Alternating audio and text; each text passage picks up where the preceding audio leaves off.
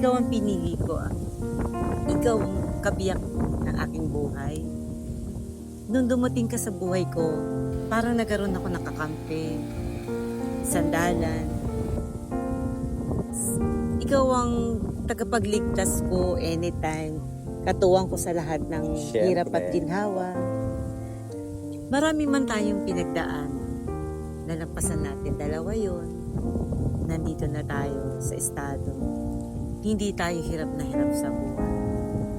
Lahat man ng meron tayo ngayon galing kay Lord.